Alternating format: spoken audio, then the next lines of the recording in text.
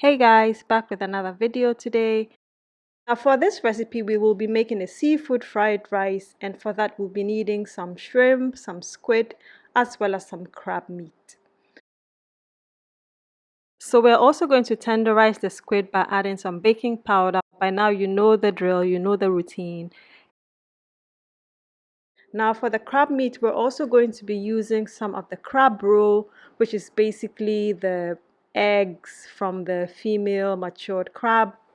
I just steamed the crab with some spices and then painfully took out the crab meat for this seafood fried rice. We are going to first of all get our eggs ready. Just season that a bit with some onion powder and some salt. You can also season that with some soy sauce. And then we're going to do the same for the shrimp. Just add a bit of grated ginger, some soy sauce, and do the same for the squid. Now when it comes to the crab meat, you want to make sure, if you're not buying ready-made crab meat, that you are actually taking care to remove all the bits of shell. I tried as much as possible for this to remove all the shell. I did have a few shells in there. And of course, if you have guests, then this can be quite embarrassing. So if you're using crab meat from fresh crabs, you want to go through it with a fine-tooth comb, so to speak, to make sure that you've got any shells out. So once we've got all those ready, we're just going to make sure that we fry our egg, fry our shrimp, and then fry our squid, and then basically ready for the fried rice.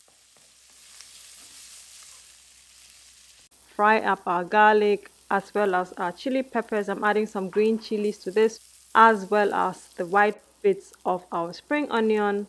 And then we're going to add our carrots to that, and then our peas. We're also going to be adding our crab meat and our crab roe at this point. Once we've added the peas and our squid, which is already cooked,